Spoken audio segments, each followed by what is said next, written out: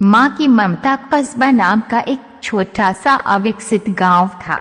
गांव का विकास नहीं, मतलब गांव में रहने वाले लोगों का विकास नहीं। इस गांव में कुछ 3-4 परिवार थे जो थोड़े बहुत खानदानी थे, बाकी सब मेहनत मजदूरी करके अपना जीवन गुजारते थे। इसी गांव में नीता नाम की एक विधवा औरत रहती थी।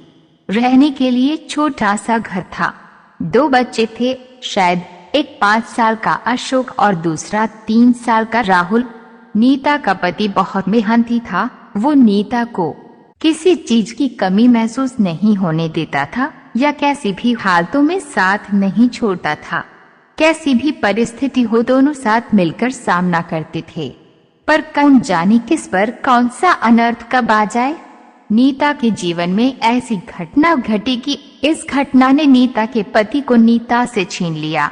नीता को पति के गुजरने के बाद ऐसा लगने लगा कि मैं जिंदा तो हूँ पर मुझ में जान नहीं है। परिवार चलाने के लिए अब दूसरा कोई नहीं था सिवाय नीता के। इसलिए कैसे भी करके नीता ने अपने बच्चों के खातिर खुद को उस दुख से अलग किया। कुछ दिन बाद घर में जो था वो समाप्त हो गया।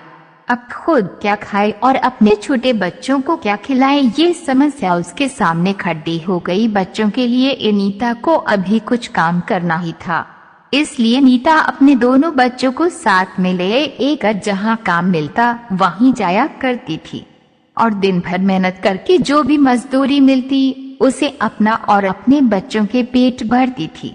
ऐसा ही समय बीतता गया और चलता रहा।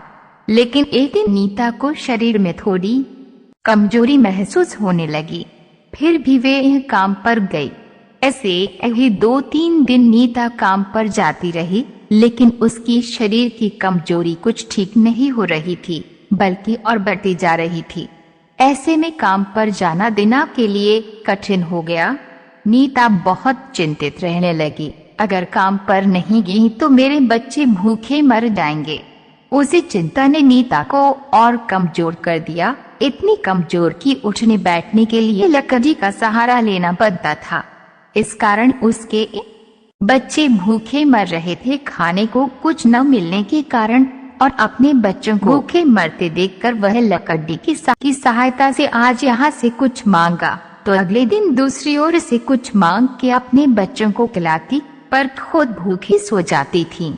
ऐसे ही एक दिन वह खुद जा न सकती थी, इसलिए अपने बच्चों को समझा के खाने के लिए कुछ मांगने के लिए गांव में भेज देती है। कुछ समय बाद बच्चे 2 चपाती और थोड़ी सी सब्जी लेकर लौटते हैं।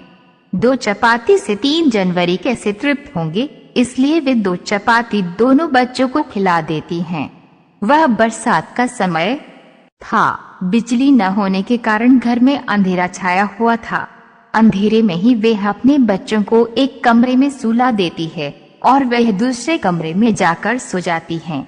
रात को तेज बारिश होती है और बिजलियां जोर से कड़कड़ाती है। नीता को थोड़ी आराम मिलती है, इसलिए वह गहरी नींद में पड़ जाती है। ऐसे में नीता को एक सपना दिखाई देता है। वह एकदम तंदुरुस्त हो गई है, काम पर जाती है।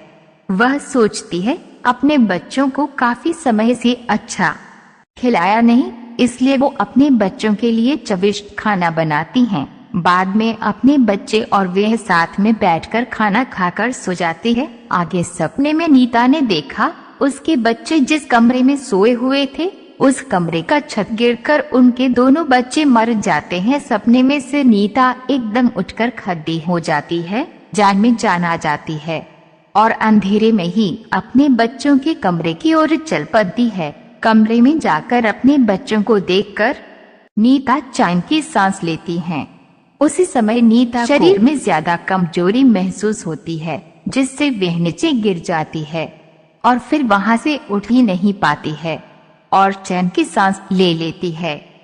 कहानी अच्छी लगी तो वीडियो को लाइक, शेयर और चैनल को सब्सक्राइब करें।